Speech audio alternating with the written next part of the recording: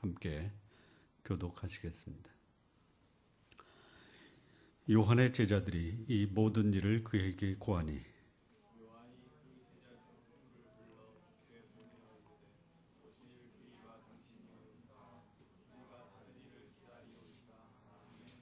저희가 예수께 나아가 가로되 세례 요한이 우리를 보내어 당신께 말하기를 오실 그이가 당신이오니이까 우리가 다른 일을 기다리오리이까 하더이다 하니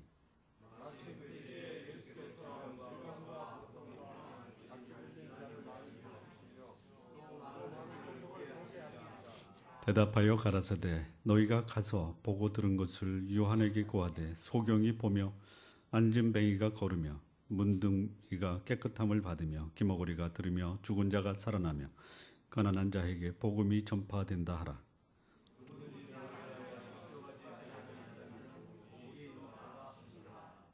아멘. 요한이 생존할 때의 정치적인 상황을 보면은요.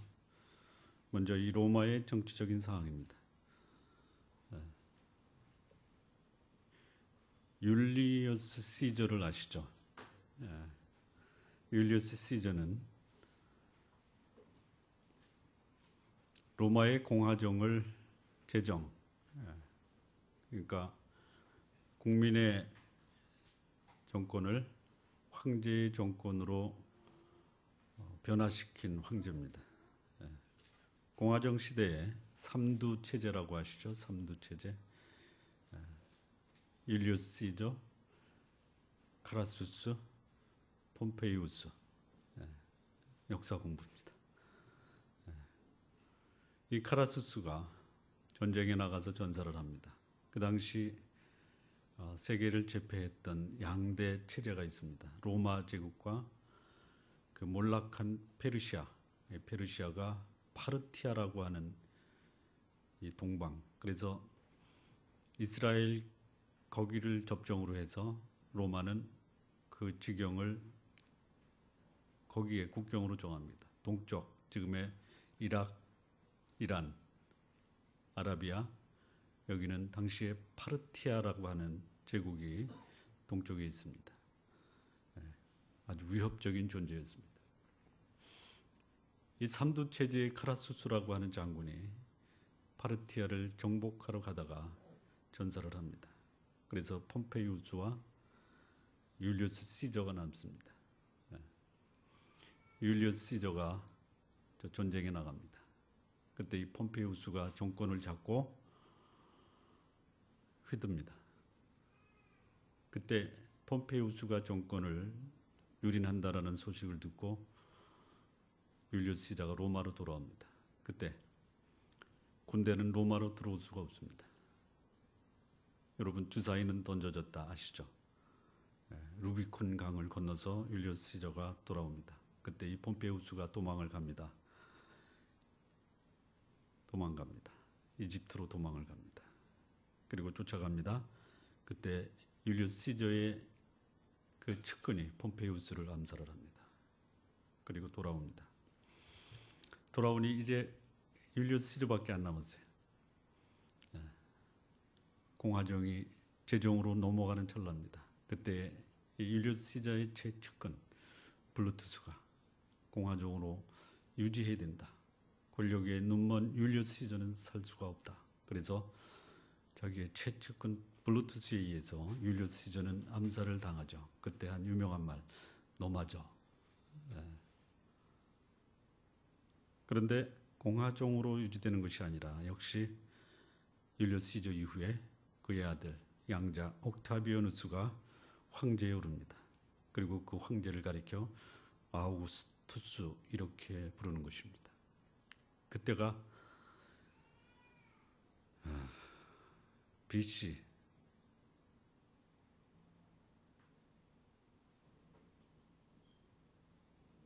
예수님 오실 그 전에 아우구스투스 옥타비아누스가 황제가 되고 이때 예수님이 탄생을 합니다. 옥타비아누스가 죽고 그의 아들 역시 양자입니다. 옥타비아누스도 율리우스 시저의 양자고 그의 양자 티베리우스 아우구스투스가 다음 황제를 잇습니다. 이때에 예수님이 십자가에 처형을 당합니다. 십자가에 처형을 당합니다. 자, 이때의 로마의 정황입니다. 로마의 정황, 유대의 정황입니다. 유대는 헤롯이 나라를 통치합니다. 이 헤롯은 유대 민족이 아닙니다. 아주 고도의 정치적인 수완을 가지고 있는 암몬 족속입니다. 제가 앞서 말씀드린 것처럼 이 근동, 즉 이 가나안 땅을 중심으로 동쪽은 파르티아 제국이 통치를 하고 있고, 그 가나안을 중심으로 거기서부터 이 서쪽으로는 로마가 지배를 하고 있습니다. 이 헤롯은 암몬 족속으로 굉장한 정치적인 수완이 있는 사람입니다. 로마로 갑니다. 그리고 옥타비아누스를 만납니다. 그리고 제안을 합니다. 그 앞에 자기 아버지 율리우스 시저, 카라수스, 폼페이우스, 최대의 경계의 대상은 파르티아입니다. 카라수스가 파르티아 전쟁에 나가서 전사를 합니다. 그러니까 이쪽을 누가 맡아줘야 돼요. 그거를 자처한 사람이 누구냐? 헤롯 대왕입니다. 헤롯. 사실 헤롯 대왕의 아버지입니다. 헤롯 대왕의 아버지가 옥타비아누스를 만나서 내가 동쪽을 맡겠습니다. 그 대신 나에게 유대를 맡겨주십시오. 정치적인 흥정으로 유대 땅의 임금으로 그 지위를 보장을 받습니다. 조금 이해가 되십니까? 그리고 그 헤롯 대왕의 아버지, 그 이름이 헤롯 안티파터라고 합니다. 그리고 그 아들 헤롯 대왕이 예수님 당시에 유대를 통치했던 임금입니다. 헤롯 대왕이 죽습니다. 그리고 그 아내, 헤롯 대왕의 아내가 몇 명이었냐면 불과 몇 명 안 됩니다. 10명입니다. 10명.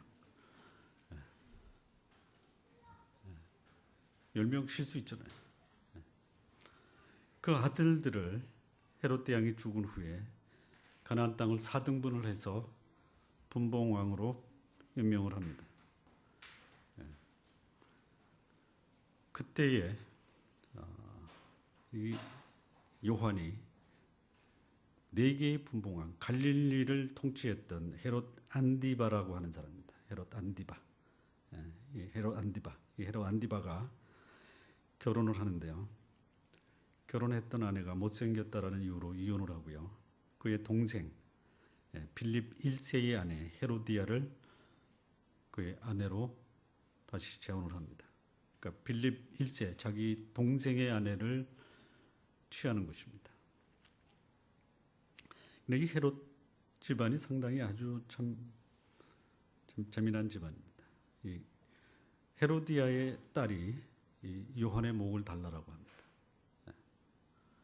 이 헤롯 안디바, 자기가 할 수 있는 권한이 제한되어 있는데 이 사람이 때로는 이 객기를 부리면요, 자기 한계를 벗어나는 약속을 합니다. 무슨 약속을 하냐면은 이 헤로디아의 딸 살로메가 춤을 추니까 나라의 절반이라도 주겠다. 자기가 관리하고 있는 나라가 4분의 1인데 4분의 1을 통치하는 사람이 나라의 절반이라도 주겠다. 이런 약속을 합니다. 그러니 이 헤로디아의 딸이 춤을 췄을 때 그 모습에 반해서 그런 약속을 하고, 그 기회를 틈타서 헤로디아가 그러면 가서 요한의 목을 달라. 요한의 목을 달라. 근데 이 헤롯 안디바가 요한을 의로운 자라고 생각해서 감옥에는 가뒀습니다. 불륜을 저진 헤롯 안디바를 지적합니다. 그것은 잘못된 것입니다. 아무도 헤롯 안디바의 이 잘못된 행위에 대해서 지적하는 사람이 없었어요. 유독 요한이 지적을 합니다. 그리고 요한은 감옥에 갇힙니다. 그리고 안디바보다 더 요한을 못마땅히 생각했던 이 헤로디아, 그의 딸을 통해서 요한의 목을 달라 이렇게 요청을 합니다. 약속을 했습니다. 잔치가 벌어집니다. 수많은 사람 앞에 그런 약속을 했으니 안 지킬 수가 없어요. 여러분, 지킬 수 없는 약속은 지키고 지켜야 되는 약속을 못 지키는 사람, 그가 헤롯 안디바입니다. 여러분, 약속해놓고 안 지키는 사람 조심하시기 바랍니다. 그리고요, 안 지켜도 되는 약속에 목숨 거는 사람, 그 사람도 조심하십시오.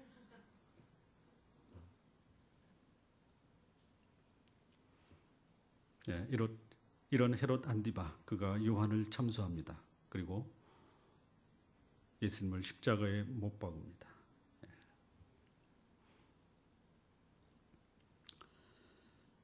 자, 이게 그 당시에 유대의 정황입니다. 자, 그렇다면 이 요한과 예수님과의 관계. 요한이 헤롯의 일을 지적함으로 감옥에 들어갔습니다. 그리고 요한이 사람을 보냅니다. 예수님께 보냅니다. 예수님께 대한 수많은 소문들을 들었습니다. 소문을 듣고 요한이 자기 제자들을 예수님께 보내서 이렇게 얘기합니다. 당신이 우리가 기다리는 오실 메시아입니까? 아니면 당신 말고 다른 사람을 기다려야 됩니까? 이런 질문을 하는 거예요. 여러분, 요한이 전에 어떤 말을 했어요? 요한복음 1장 6절에 이런 말씀이 있습니다. 하나님께로서 보내심을 받은 사람이 났으니 이름은 요한이라. 이튿날 요한이 예수께서 자기에게 나오심을 보고 가로되 보라 세상 죄를 지고 가는 하나님의 어린 양이로다. 내가 전에 말하기를 내 뒤에 오는 사람이 있는데 나보다 앞선 것은 그가 나보다 먼저 계심이라 한 것이 이 사람을 가리킴이라. 나도 그를 알지 못하였으나 내가 와서 물로 세례를 주는 것은 그를 이스라엘에게 나타내려 함이라. 요한이 또 증거하여 가로되 내가 보매 성령이 비둘기같이 하늘로서 내려와서 그 위에 머물더라. 나도 그를 알지 못하였으나 나를 보내어 물로 세례를 주라 하신 그이가 나에게 말씀하시되 성령이 내려서 누구 위에 머물 것을 보거든 그가 곧 성령으로 세례를 주는 주인 줄 알라 하셨기에 내가 보고 그가 하나님의 아들이심을 증거하였노라. 전에 요한이 이렇게 얘기했어요. 나도 그가 메시아인지 몰랐다. 그런데 나로 물로 세례를 주라 하신 그 하나님이 성령이 비둘기같이 임하고 하늘이 열리고 그 후에 성령이 머무는 것을 보거든 그가 성령으로 세례를 주는 메시아인 줄 알라. 그래서 나도 그래서 알았다. 이렇게 증언했던 요한입니다. 그런데 그 요한이 지금 제자들을 통해서 묻는 거예요. 당신이 오실 그입니까? 아니면 우리가 다른 메시아를 기다려야 됩니까? 왜 그랬을까요? 왜 그랬을까요? 왜 그랬을까요? 전에는 당신 없이는 못 살아. 그런데 지금은 당신 때문에 못 살아. 왜 그럴까요? 네? 웃어줘야지 제가. 전에는 그렇잖아요. 당신 없이는 못 살아 했던 사람이 이제는 당신 때문에 못 살아 이렇게 하는 데는 이유가 있죠. 요한이 전에는 내가 보니 성령이 비둘기같이 그 위에 머물고 하늘로서 소리가 나기를 이는 내 사랑하는 아들이요 내가 저를 기뻐하노라. 이 얘기를 들었던 요한. 그래서 그 제자들이 예수님을 따를 때 가라. 그가 이 세상에 오는 하나님의 어린 양 메시아다. 이렇게 고백했던 그가 지금은 사람들을 보내서 당신이 메시아 맞죠? 아니면 우리가 다른 사람을 기다려야 돼. 그렇게 질문하는 것이에요. 궁금하지 않습니까? 이 말씀을 읽으면서 궁금하다라고 그냥 넘어가고 마셨습니까? 그냥 넘어갔죠. 요한이 이렇게 질문하는 데는 이유가 있습니다. 배경이 있습니다. 요한이 메시아를 증거한 것 맞습니다. 메시아기를 예비한 것 맞습니다. 그런데요, 요한에게는 또 다른 기대가 있었습니다. 그가 목숨을 걸고 불의의 한거에서 헤롯의 불의를 지적할 때는 이유가 있었어요. 무슨 이유입니까? 내 뒤에 메시아가 오셨다. 메시아가 오셨다. 그렇다면 그는 나를 감옥에서 구해 주실 것이다. 메시아가 오시면 유대 민족을 로마의 압제에서 해방해 주실 것이다. 여전히 이 요한의 기대는 다른 유대인들이 기다렸던 이 메시아와 절반 다를 수가 없어요. 그가 오시면 우리 민족을, 그가 오시면 나를, 그가 오시면 우리 민족의 모든 기대와 그 소원이 이루어질 것이다.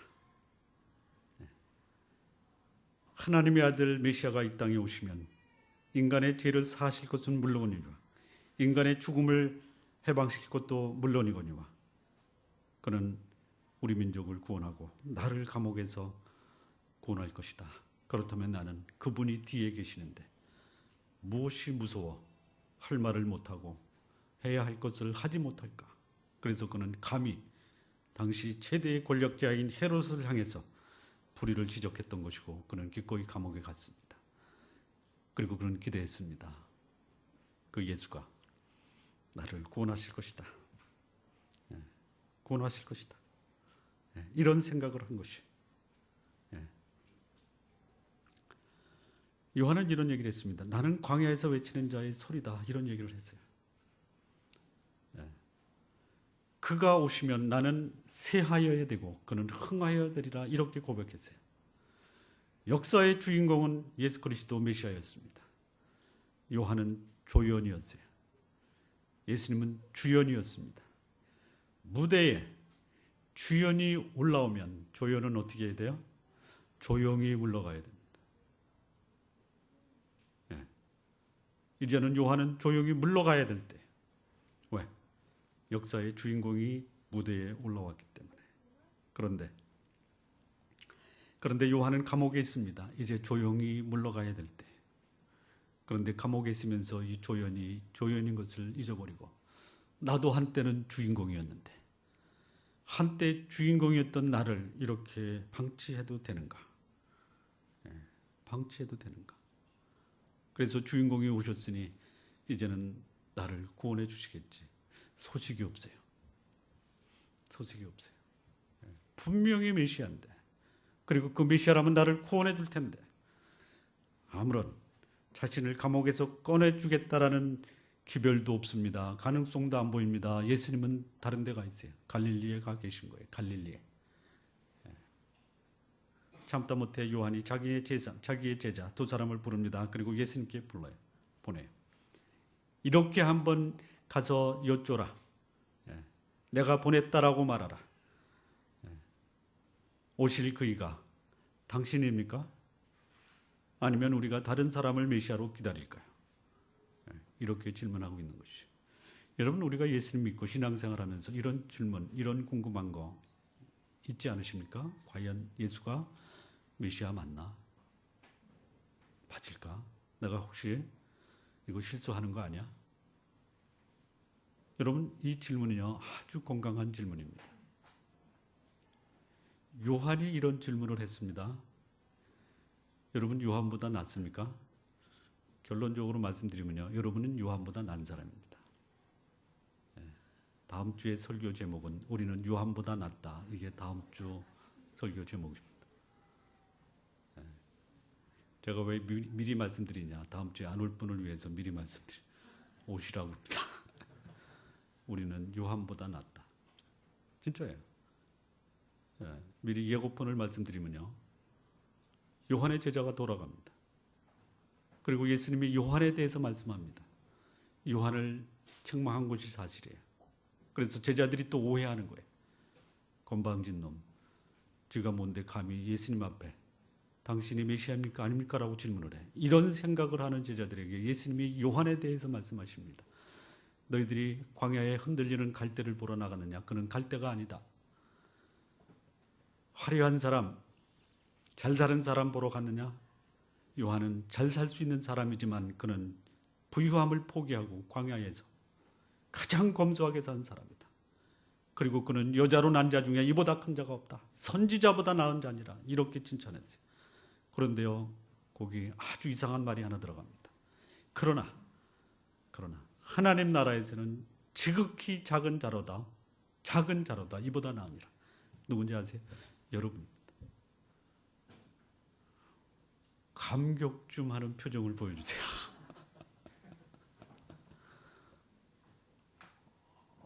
이렇게 여러분을 여자로 난 자보다 위대한 요한보다 위대한 사람이라고 얘기했는데 감동이 없어요.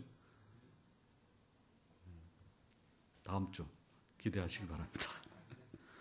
자, 그렇다면 그렇게 오실 그이가 당신입니까? 아니면 다른 사람을 기다려야 됩니까? 라고 요한의 제자들이 예수님께 물었을 때 예수님이 답변하십니다. 예수님은 누구신가? 여러분이 지금까지 믿고 있는 그 예수님은 누구신가? 다시 한번 그분에 대해서 정리를 해보시기 바랍니다. 이때 예수님이 요한의 제자들에게 답을 피합니다. 즉답을 피합니다. 그리고 하시던 일을 계속하는 거예요. 하시던 일을 계속하십니다. 무슨 일이?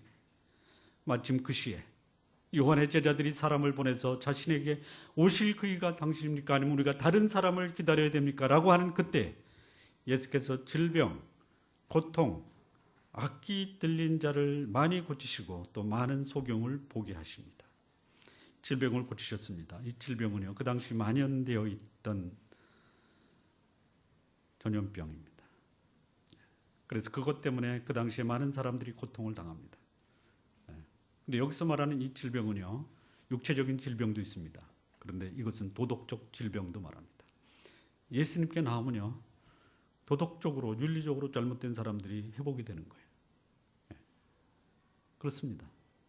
중풍병도 고쳤습니다. 문둥병도 고쳤습니다.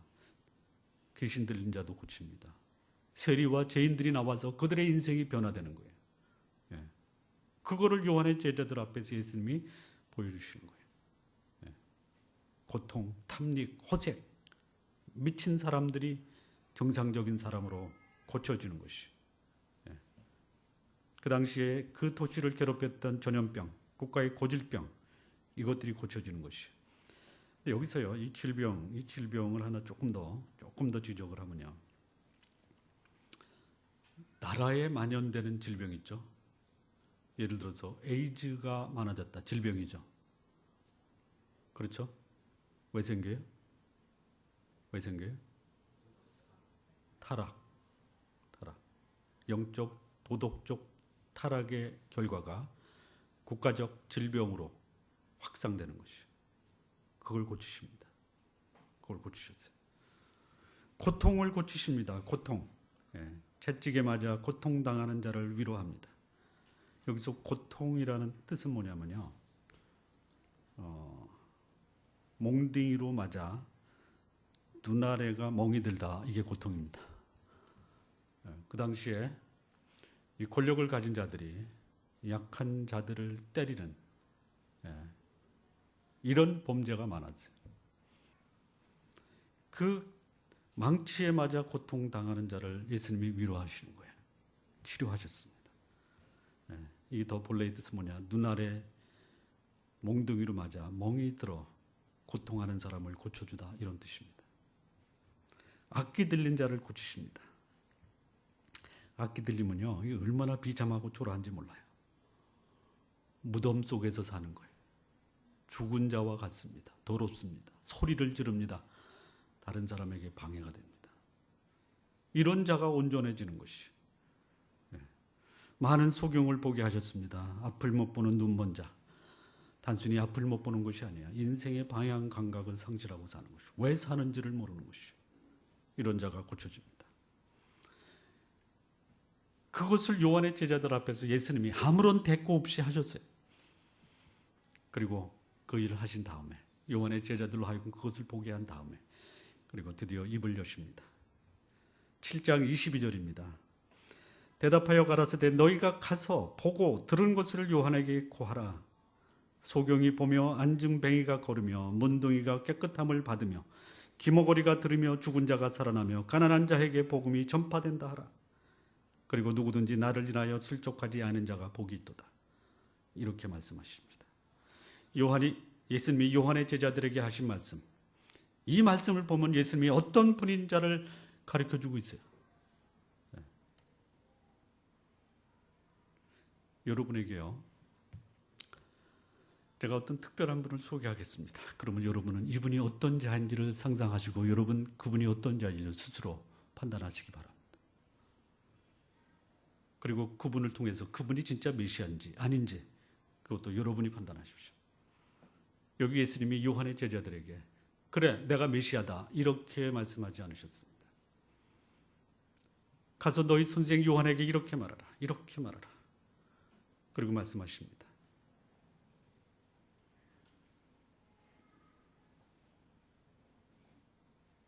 예수님이 행하시는 그 일이 단순히 기적이 아니고 그 행하는 그 일이 역사적으로 이미 과거에 선지자들 통해서 예언자들을 통해서 예언된 그 말씀이 오늘 내가 하는 그 일을 통해서 실현되고 있다면 그가 누구인지 요한이 판단하라고 하라.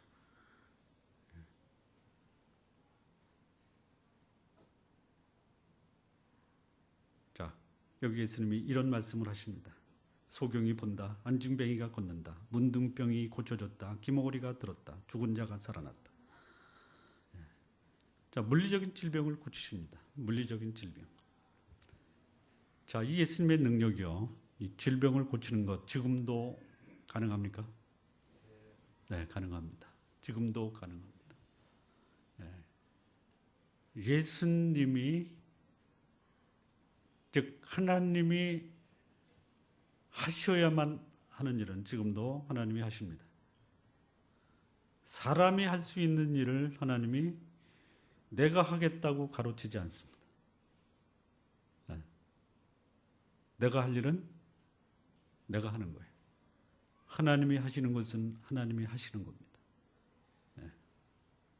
필요하다면 하나님은 지금도 육체의 질병, 인간이 고칠 수 없는 질병, 고통, 여기서 그것을 해방하시는 분입니다. 하지만 물리적인 질병보다 더 심각한 질병, 영적인 질병, 이거는 하나님만이 하시는 거예요. 여러분, 영적인 질병이요, 육체적인 질병보다 훨씬 더 위험한 것이에요. 사람들은 여기에 별로 관심이 없어요. 육체적으로 문제가 없으면 영적으로 문제 없다라고 하는데요. 영적인 문제가 심각함에도 불구하고 심각성을 모르고 사는 것이 오늘의 문제. 여러분, 지금 우리 사회에 이 만연되고 있는 이 사회적인 병폐라고 하죠. 그게 육체적인 질병입니까? 육체적인 질병도 있죠. 그런데 이 사회적인 질병 배후에는요, 영적인 질병이 가져온 그 결과가 오늘 우리 사회에서 벌어지고 있는 사회적인 병폐라는 사실 아십니까? 인간성이 훼손이 됩니다. 하나님의 형상대로 지음받은 인간성이 훼손된 것이 사회를 병들게 하는 것이 심각하게 병들게 하고 있어요. 사회적인 병을 고치려고 온갖 정책, 대책, 방안이 마련됩니다. 그렇다고 해결됩니까? 안 됩니다. 그 영혼의 질병이 고쳐져야 되는 것이. 육체적 질병 앞에서는 그렇게 심각하면서, 여러분, 육체의 질병이 길면 몇 년이에요?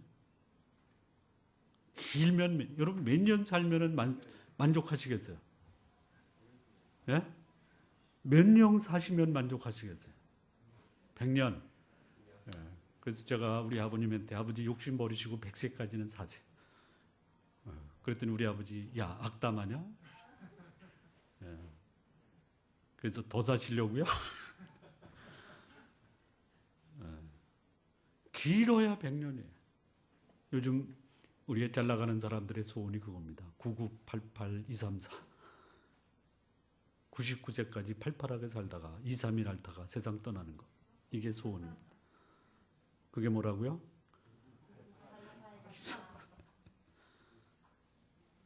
길어야 100년이에요. 여기에 목숨을 걸어요. 거기에 매달리다가 때가 되면 죽게 되고요. 그리고 100살까지 살면 나 참 많이 살았다. 그리고 그것을 받아들이고 떠납니다. 그런데요, 영적인 질병, 이것에 대해서는 전혀 무관심, 태평.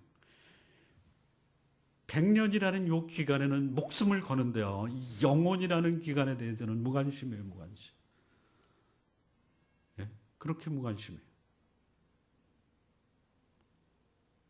무관심하지 않으세요? 예? 참 신기한 것이에요.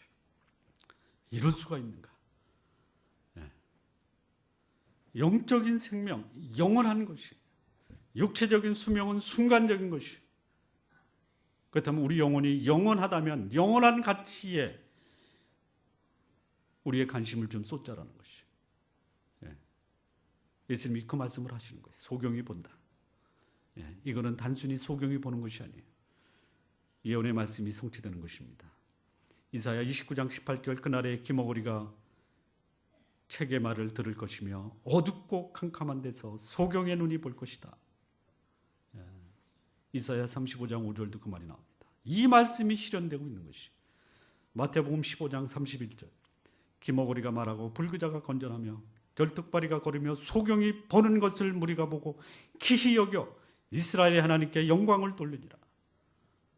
이 일이 벌어지는 것, 기히 여기다라는 것이 뭐냐면요, 이것은 인간 세상에서 벌어지는 것이 아니다. 이것은 하나님이 역사하지 않으면 일어날 수 없는 일이다. 그래서 이건 뭐 기이하게 여기다라는 것이 이상하네, 이게 아닙니다. 기절 초풍에서 뒤로 자빠지다, 이게 기이한 거죠. 그리고 이렇게 고백하는 거예요. 이것은 이스라엘의 하나님 영광이 나타나는 일이다, 이렇게 했어요. 이거는 메시아만이 할 수 있는 일이다. 그 말씀을 하고 계시는 거예요. 예수께서 요한의 제자에게 소경이 본다, 이것은 단순한 눈뜬 자가 본다, 이런 것이 아니에요. 오히려 이것은요, 구약의 말씀이 실현되면서 방향 감각을 잡지 못하고 인생을 어둠 속에서 살았던 사람들이 예수님을 만나 인생의 방향과 목표를 갖고 살게 되었다. 이게 기적 아닙니까? 여러분, 아무렇게나 살던 사람, 왜 사는지 모르는 사람, 그를 보면 나조차도 깜깜하게 어둠 속에 헤매게 하는 그 사람이 방향을 갖고 목적을 갖고 인생의 바른 길로 걷고 있다. 이보다 더 위대한 기적이 어디 있어요? 그 위대한 기적의 주인공이 여러분이라는 사실 아세요? 모르고 사셨어요? 네. 그렇다면 인생의 방향과 목표 없이 살았던 그 사람이 목표와 방향, 어두운 가운데 있던 사람이 밝은 빛의 대낮처럼 환한 인생을 살고 있다면, 그렇게 살게 했던 그 사람이 누구냐 이거예요. 판단은 여러분이 하십시오. 예수님을 믿는 그 사람, 인생의 방향과 목적을 분명하게 설정합니다. 내가 예수님을 믿고 있는데, 믿는다고 고백했는데 내가 어디로 가고 무엇 위에 살고 있는지 그 목적과 방향이 없다면요, 여러분 진지하게 고민하시기 바랍니다. 고민하시기 바랍니다. 헬 켈러를 아시죠? 인간이 겪을 수 있는 가장 고통을 다 당한 사람이에요. 인생의 삼중고라고 합니다. 시각장애, 청각장애, 언어장애. 보지 못합니다. 듣지 못합니다. 말하지 못합니다. 그러면 그는 뭐예요? 살아있는 송장입니다. 그렇지 않습니까? 인생의 가장 고통과 절망 가운데서 살았던 그녀, 헬렌 켈러. 그가 빛 대신 예수님을 만납니다. 그리고 그 삶의 목적이 살아나기 시작해요. 헬렌 켈러, 그가 얼마나 많은 사람에게 인생의 바른 길을 안내했는지 몰라요. 그가 이렇게 얘기합니다. 인간 중에 가장 불행한 자는 앞을 보지 못하는 소경이 아니다. 듣지 못하는 청각장애인이 아니다. 말 못하는 언어장애인이 아니다. 가장 불행한 사람이 어떤 사람이냐? 앞을 보고 소리를 듣고 말을 해도 미래를 보지 못하는 사람이다. 여러분, 미래가 보이시나요? 보이세요? 여러분, 영원히 보이십니까? 자, 두 번째, 예수님이 요한의 제자에게 이런 말씀을 합니다. 안증뱅이가 걸으며. 이 말씀 역시 그냥 안증뱅이가 일어났다라는 것이 아니고요, 예수님을 향한 예언의 말씀, 그 말씀이 실현되는 말씀이다라고 말씀하는 거예요. 이사야 35장 6절, 61장 1절에. 이사야 35장 6절입니다. 그때에 저는 자는 사슴같이 뛸 것이며, 사슴같이 뛸 것이며, 마음 상한 자를 고치고 포된 자에게 자유를, 감옥에 갇혀 꼼짝달짝 못하고 반평짜리 감옥에 무릎 꿇고 고통 속에 있는 그 자가 뛰어난다라는 거예요. 자유를 얻게 된다라는 거예요. 이 말씀이 성취됩니다. 마태복음 15장 30절 31절. 큰 무리가 절뚝발이와 불구자와 소경과 봉오리와 기타 여럿을 데리고 예수의 발 앞에 두매 고쳐주시니 봉오리가 말하고 불구자가 건전하고 절뚝발이가 걸으며 소경이 보는 것을 무리가 보고 기히 여겨 이스라엘의 하나님께 영광을 돌리니라. 예수님은 안진뱅이를 일으키셨습니다. 그리고 걷게 하셨습니다. 여러분, 방향 감각도 없는 것, 이것도 불행한 것입니다. 그런데요, 방향 감각이 없는 데다가 걷지도 못해요. 어떻게 해야 돼요? 네?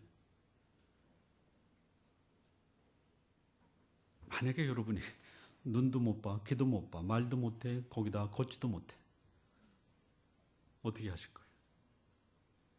네? 그런데 그렇게 살고 있는 사람, 방향도 없이 걸을 힘도 없이 안진뱅이 같은 인생을 살던 나에게 어느 날 나도 볼 수 있고 나도 걸을 수 있고 인생의 새로운 출발이 가능하도록 힘과 용기가 생겼다라는 것이, 내가 이렇게 주저앉아 울고만 있고 인생을 포기하고 살 수 없다, 나도 벌떡 일어나 새로운 인생을 살 수 있다, 그렇게 하신 분이 있어요. 내 마음속에는 그런 것이 일어날 수 있는 가능성이 전혀 없었어요. 나는 이대로 죽는구나. 그런데 어느 날 내게 복음이 들려옵니다. 나도 새로운 인생을 출발할 수 있다. 내 모든 과거를 청산하고 내게 새로운 인생의 방향과 목적이 생겨나고 그 일을 할 수 있는 용기가 내 속에서 살아나기 시작했다. 삶의 생기가 넘치고 인생의 새로운 가능성을 발견케 하고 그리고 힘차게 내 인생을 새롭게 출발할 수 있게 했다면 과연 그가 누구냐라는 것이. 메시아는 힘이 없고 마비되어 주저앉는 자에게 새 힘을 주는 분입니다. 절망 가운데 있어 인생을 주저앉아 울고만 하는 자에게 메시아를 만난 그 사람 새로운 인생을 가능케 하는 것이죠. 그런데요, 메시아를 만났다라고 고백합니다. 하나님의 자녀라고 고백합니다. 그런데 절망 가운데 앉아 인생을 주저앉아 울고만 있는 자, 과연 그가 메시아를 만난다, 고민하시기 바랍니다. 여러분, 인생이 그렇게 쉬운 일이 아닙니다. 여기 요한이 그랬어요. 감옥에 앉아 그냥 주저앉고 말았어요. 그에게 말하라. 나를 만난 자는 감옥에서도 새 힘을 잃고 새로운 인생을 출발했다라고 말하라. 인생이 쉽지 않은 거 나도 공감을 한다. 그래서 주저앉고 싶을 때가 많았다. 그러나 그렇지 않다. 다시 시작하라. 그런 자들이 여기 있지 않냐. 그 얘기를 하고 있는 것이, 이것이 예수님을 만난 사람들의 삶의 변화입니다. 이렇게 주저앉아 절망하고 있는 사람이 용기를 가지고 희망을 가지고 미래를 바라보면서 새로운 출발이 가능했다면 그는 과연 누구냐라는 거죠. 그가 누구예요? 그가 예수님입니다. 세 번째입니다. 문둥병이 치유가 된다. 이 역시 예언의 말씀이 성취가 됩니다. 이사야 61장 1절입니다. 주 여호와의 신이 내게 임하였으니 이는 하나님께서 내게 기름을 부으사 가난한 자에게 아름다운 소식을 전하게 하려 하심이라. 나를 보내서 마음이 상한 자를 고치며 포로된 자에게 자유를, 갇힌 자에게 노임을 전파하며. 여기 문둥병이라는 말은 안 나옵니다. 그러나 여러분, 문둥병 어떤 사람인지 아십니까? 문둥병자, 소외된 자입니다. 특정 지역에 가둬놓고 그 범위를 벗어나지 못하게 하는 사람, 갇혀있는 자입니다. 포로된 자입니다. 질병과 그리고 사람들의 안목에 의해서 갇혀진 존재들, 기본적인 삶의 기본권을 박탈당한 사람들이, 이게 문둥병자입니다. 그런데요, 그들이 노임을 받습니다. 마태복음 8장 3절, 예수께서 손을 내밀어 저에게 대시니 가라사대 내가 원하노니 깨끗함을 받으라 하신데 즉시 그의 문둥병이 깨끗하여진지라. 소외된 자들, 버림받은 자들, 문둥병자입니다. 그들이 예수님을 만나 그들이 회복이 됩니다. 가정으로 돌아갑니다. 민족 공동체로 들어가서 그들의 삶은 살만한 삶의 가치가 있다라고 인정받고 다시 시작하는 것이에요. 공동체에서 분리되고 격리되고 상처 때문에 공동체의 일원으로 누릴 수 있는 특권이 박탈당합니다. 뿐만 아닙니다. 이 문둥병의 치명적인 증상은 뭐냐면요, 격리, 소외, 박탈, 이게 아닙니다. 자기 자신이 무너지는 거예요. 내가 무너지는 것이죠. 나는 이런 인간, 가치도 없고 의미도 없고 살아있다라고 느끼지 못하는 이 자존감의 무너짐, 그 절망이 문둥병자들의 특징입니다. 그런데 이렇게 말씀하시는 거예요. 소외되고 분리되고 박탈당했던 그 사람, 자기 자신조차도 자기를 인정하지 않았던 그들이 나를 만나고 그들이 문둥병에서 해방돼서 혐오감 이거 사라지고 자신감이 생기고 자존심조차도 무너졌던 그들이 새롭게 자존감이 회복이 되고 격리된 삶이 사람들과 함께 교제하는 삶으로 변화되었다. 더럽고 깊이 되고 사람들에게 혐오감을 주는 그 사람이 이제 사람들에게 친근감을 주고, 그를 보면서 수많은 사람이 저가 저렇게 변했다면 저보다 나은 나는 저보다 더 위대한 인생을 살 것이 아니냐, 새로운 희망을 갖게 했던 이 문둥병자의 치료가 예수님을 통해서 가능했다면 이 예수는 누구냐? 가서 요한에게 말하라. 그 얘기입니다. 인생에 낙이 없이 살았던 그 사람, 사람들에게 깊이 되는 인생을 살았던 그가 예수님을 통해서 새로운 낙, 새로운 희망, 새로운 용기, 새로운 가능성, 잃어버린 자존감이 회복됐다면 그가 누구인지 요한은 알 것이다. 가서 그렇게 전하라. 이 얘기입니다. 네 번째, 기머거리가 듣습니다. 기머거리. 예언의 말씀이 있습니다. 이사야 29장 18절입니다. 그날에 기머거리가 책의 말을 들을 것이며, 이 말씀이 성취가 됩니다. 마가복음 7장 34, 35절. 하늘을 우러러 탄식하시며 그에게 이르시되 에바다 하시니 이는 열려라는 뜻이라. 그의 귀가 열리고 혀에 맺힌 것이 곧 풀려 말이 분명하더라. 이 기머거리 못 듣는 거예요. 이 못 듣습니다. 그런데요, 말을 못 듣는 청각 장애보다 더 심각한 청각 장애자가 있어요. 아십니까? 그런 사람을 보면요, 말하는 사람이 미쳐요. 차라리 말을 못한다고 해서 수화를 해서 대화하는 사람 있죠. 이 사람은 차라리 나아요. 듣는데 아무리 말을 해도 못 알아들어요. 그래서 우리는 이렇게 얘기해요. 그렇게 말귀를 못 알아듣냐 이놈아. 여자한테는 뭐라고 해야 돼? 그렇게 말귀를 못 알아듣느냐? 여자한테는.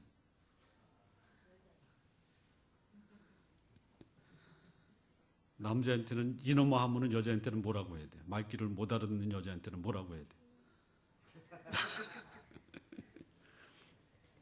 예, 이 말귀를 알아듣는 거예요.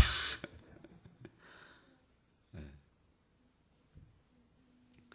말을 해도 알아듣지 못하는 사람, 인생의 목적이 무엇인가를 말해도 그 무슨 쓸데없는 소리야, 이런 사람이 있어요. 여러분, 서울역에서요, 어떤 사람을 붙들고 남대문 가는 길이 어디예요? 그러면 예, 저쪽으로 갑니다. 아, 여기 처음이라 모르겠. 그러면 자세하게 안내해 줍니다. 예, 그리고 감사합니다. 그리고 나서 묻습니다. 당신의 목적은 어디세요? 이렇게 물으면 쓸데없는 사람, 정신 나간 사람이야. 이렇게 얘기해요. 남대문을 가리키는 그 길을 물을 때 그 말을 알아듣고 대답해 주는 사람.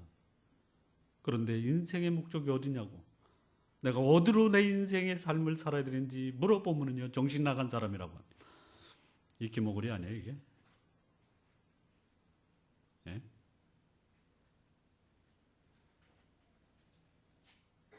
그런데요, 인생의 목적이 뭐고 진리를 알아듣고, 전에는 진리를 모르고 인생의 목적이 모르던 그 사람이 이제는 알았습니다. 내가 왜 살아야 되나.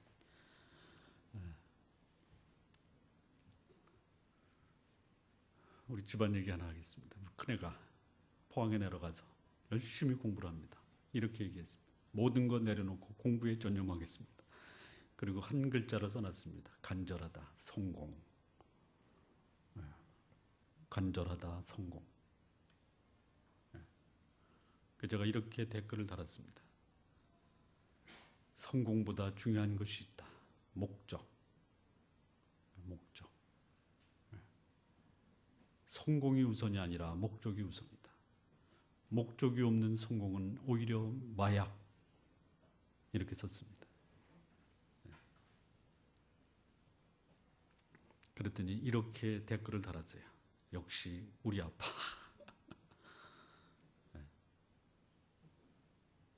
말을 해도 알아듣지 못하는 사람, 인생의 목적을 이야기하면 무슨 소리냐고 소리치던 사람이 인생의 목적과 영생과 구원의 말씀을 이해하면서 감격하고 감사하는 사람으로 변화되었다면, 이렇게 만든 분, 그가 누구냐? 가서 요한에게 전하라. 그런데요, 알아들을 수 없는 길을 가진 것도 문제지만요, 전혀 알아들을 수 없는 말을 하는 목사들은 더 문제예요.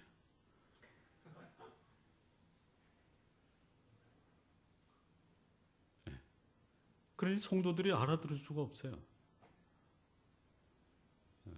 제 말은 좀 알아듣시겠습니까? 감사합니다.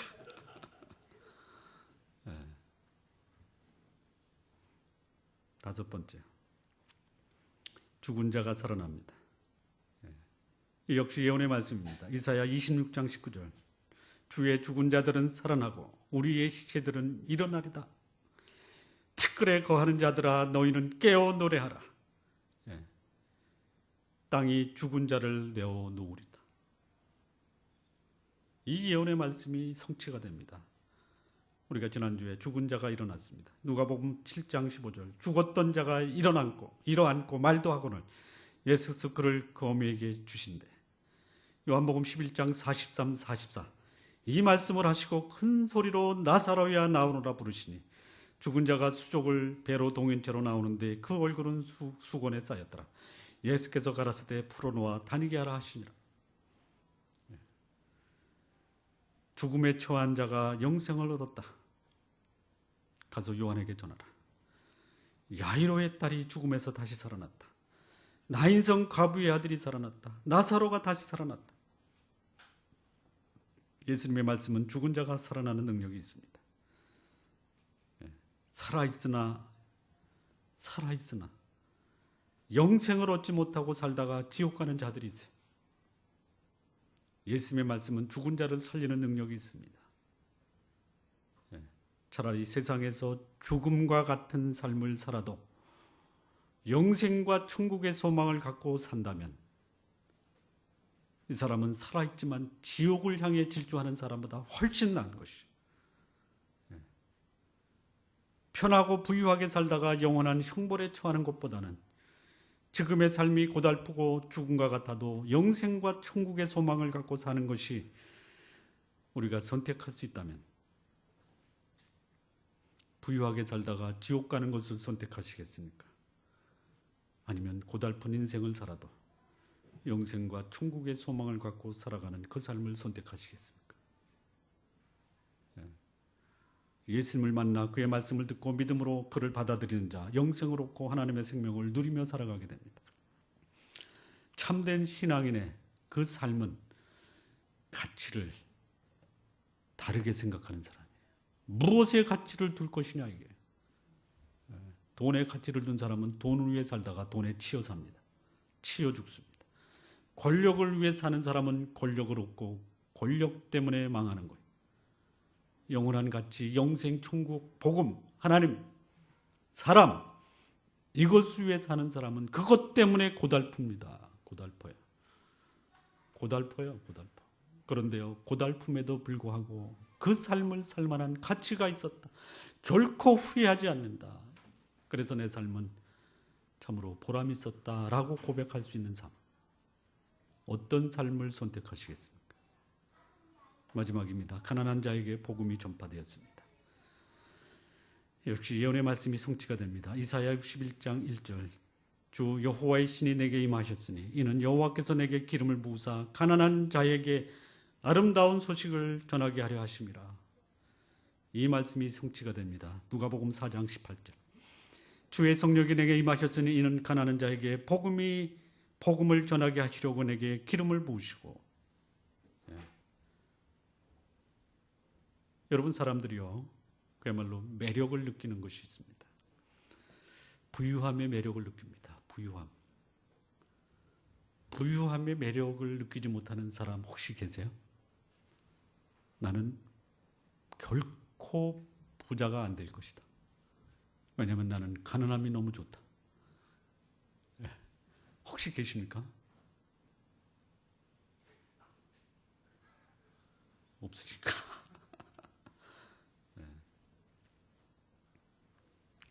거의 대부분의 사람들이요, 예수 믿는 사람도 예외는 아닙니다. 어느 목사님은 이렇게 말합니다. 나는 세 가지를 좋아한다. 그래서 사람들이 그야말로 긴장하면서 무슨 말씀을 하실까?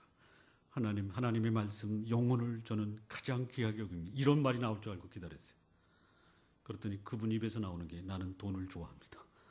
나는 권력을 좋아합니다. 그리고 나는 여자를 좋아합니다. 이런 말을 공개적으로 하는 분을 봤어요. 여러분들은 못 보셨어요? 못 보셨어요? 못 보셨어요? 아, 못 보셨구나. 참 다행입니다. 참 다행입니다. 거기에 온갖 생각이 가득 차 있어요. 거기에 목숨을 걸고 살아갑니다.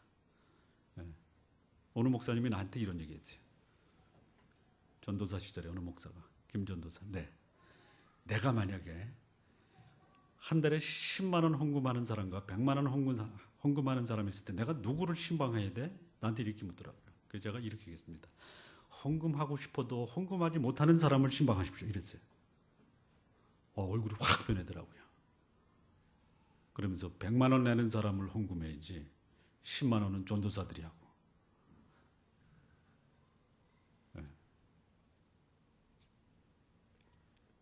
요즘 목사들이 그렇습니다. 그리고 저도 목사입니다. 저도요. 돈도 좋아하고요. 권력도 좋아하고요. 여자도 좋아합니다. 우리 사람한테 얘기하지 마세요.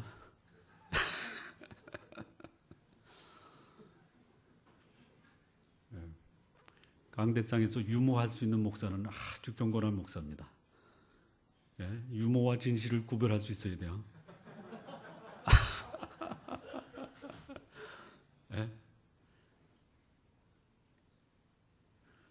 유모예요? 유모라고? 네.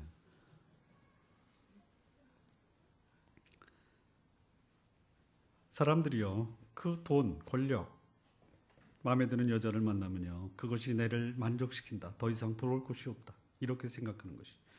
천국, 영생, 구원 관심이 없어요. 관심이 없어요. 그런데 가난한 사람, 재물, 권력 없기 때문에 한숨 짓고 사는 사람에게 재물과 권력보다 더 복된 삶이 있다라는 것을 알게 하고, 돈 없어도, 권력 없어도, 부유함이 없어도 자신 있게 살아가고 행복하게 살아가고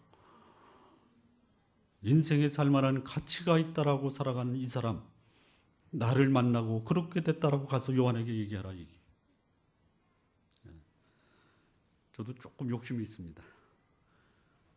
그냥 받아주세요. 예? 내가 어떤 욕심이냐면요, 나를 만나고 돈 때문에 살았던 사람이 돈 없어도 살 수 있다라는 그 인생의 변화가 있었다라는 그 얘기를 저도 듣고 싶습니다. 안 됩니까?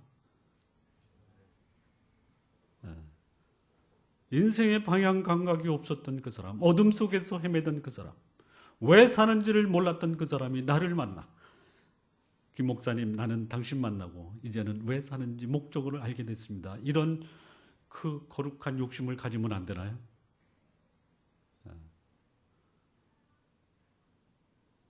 그런데요, 여러분들이 그런 변화의 삶이 안 되면요, 저는 제 소망은 허당입니다. 허당. 네. 여러분들에게 제가 그런 삶을 기대하겠습니다. 결론입니다. 결론. 여기 예수님이 이렇게 말씀하십니다. 마지막 절에 나를 인하여 실족하지 않는 자가 복이 있다. 이런 말씀을 듣고 내 복음의 메시지를 듣고 실족하지 않는 그들이 복이 있는 사람이다. 진짜 그들이 집안 잘 되고 사업 잘 될 수 있는 사람이다. 실족하다, 걸려 넘어지다, 함정에 빠지다, 이거예요. 예수님 말씀 듣고 그게 무슨 나한테 소용이 있냐. 주일날 그런 설교하지 말고 교회 나오면 잘 산다라고 설교하라. 복음을 전하고 인생의 목적을 얘기하니까 나 오늘 그거 들어온 것이 아니야. 다 다음부터 안 올게. 이게 바로 실족하는 것이. 이게 실족하는 것이. 그런데 이 복음의 메시지를 듣고 이 말씀의 감동을 받고 내 삶도 이제 변화될 수 있다라고 이 말씀 앞에서 감사하는 사람, 그 사람이 복된 삶이. 그런데요, 많은 사람들이 실족합니다. 내가 교회 나와서 기대하는 바는 잘 먹고 잘 사는 거다. 그거 안 되면 내가 교회 나올 이유가 없다. 이렇게 말하는 사람들이 많습니다. 그런 사람은 화를 당하는 거예요. 예수님의 말씀을 오해하고 배척하는 자 화가 있는 것이. 하지만 이 말씀을 마음으로 받아 믿음으로 사는 사람들이 복이 있어요. 여러분, 예수님의 말씀을 듣고 그를 믿는 자에게 예수님이 주시는 축복이 있습니다. 그 축복이 뭐냐? 첫 번째, 미래를 보는 안목, 영혼을 보는 안목을 갖게 되는 것이. 이게 소경이 눈을 뜨는 것이. 이게 복이에요. 이게 복이에요. 그러면요, 여러분 지금까지 살았던 여러분을 얽매고 여러분을 누르고 여러분을 고통스럽게 했던 여러분의 사고, 여러분의 삶이 바뀌는 거예요. 생각을 바꾸면 인생이 바뀐다는 것이. 그게 기적 아닙니까? 그게 복 아니에요? 절망 속에 주저앉았던 사람이 벌떡 일어납니다. 그리고 걷게 되는 거예요. 안진뱅이가 걷는 것이. 소외되고 혐오감을 주는 사람이 사람들과 친밀해집니다. 자존감을 갖게 됩니다. 문둥병이 낫는 것이.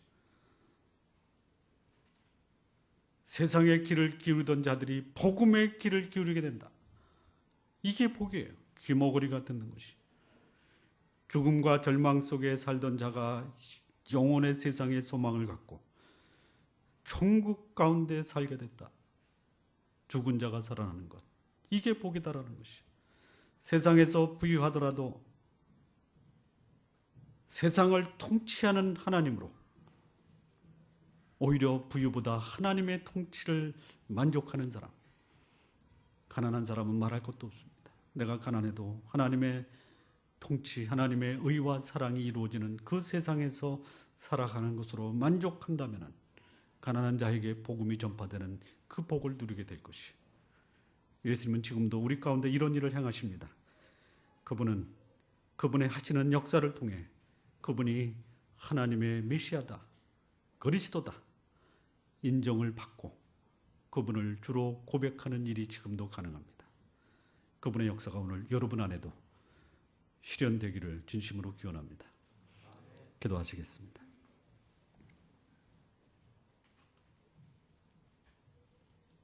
하나님 아버지, 감사합니다. 우리가 예수 그리스도를 어떤 자로 알고 있는지요. 예수 그리스도 앞에 그분이 어떤 분이신가를 제대로 보고 배우고 또 그분을 경험할 수 있도록 내 인생이 예수 그리스도로 인해서 변화되고 새로운 삶, 새로운 희망, 새로운 목적을 갖게 됐다라고 고백하는 우리 모두 될 수 있도록 하나님 인도해 주옵소서. 감사하며 예수님의 이름으로 기도합니다. 아멘.